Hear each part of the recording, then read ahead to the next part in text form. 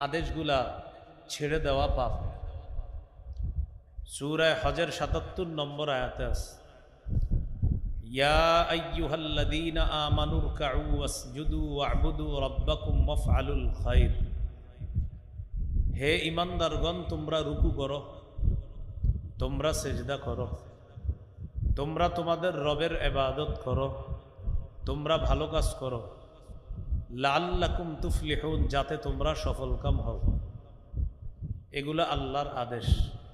আল্লাহর এই আদেশগুলা না করা পাপ, ভালো কাজ না করা পাপ, যাকাত না দেওয়া পাপ, নামাজ প্রতিষ্ঠিত না করা পাপ, রবের ইবাদত না করা পাপ, ভালো কাজ রব হুকুম করেছেন করার জন্য এই আদেশ পরিত্যাগ করা পাপ, মানে আল্লাহর আদেশগুলা না করা পাপ। রাসূলুল্লাহ সাল্লাল্লাহু আলাইহি ওয়াসাল্লাম যা আদেশ করেছেন এগুলো বর্জন করা পাপ। যেমন নবীজি বলেছেন, আমি তোমাদেরকে যা দেই সেটা তোমরা গ্রহণ করো, আমি তোমাদেরকে যা থেকে নিষেধ করি তোমরা সেটা থেকে বিরত থাকো। আল্লাহ কোরআনে বলেছেন, আমার নবী তোমাদেরকে যা দেন সেটা গ্রহণ করো, যা থেকে নিষেধ করেন তা থেকে বিরত থাকো।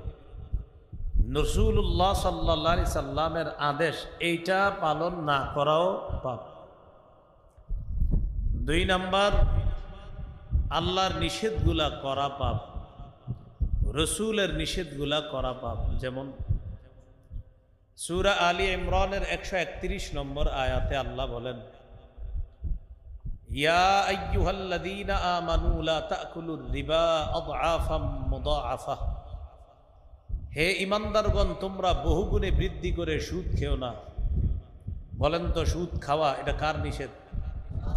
এখন এই নিষেধটা করা পাপ। সুদ খাওয়া নিষেধ, কেউ যদি খায় এটা পাপ।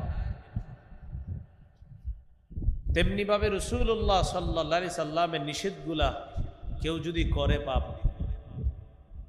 যেমন রাসূলুল্লাহ সাল্লাল্লাহু আলাইহি সাল্লাম বলেন, লা তাসুব্বু আসহাবি, তোমরা আমার সাহাবীদেরকে গালি দিও না।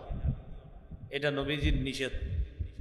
কেউ যদি সাহাবীদেরকে গালি দেয় এটা পাপ।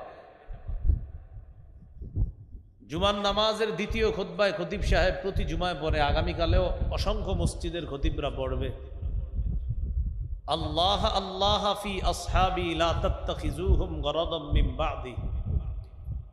আমার সাহাবীদের ব্যাপারে তোমরা আল্লাহকে ভয় করো, আমার সাহাবীদেরকে আমার পরে তোমরা সমালোচনার লক্ষ্যবস্তু বানায়ো না।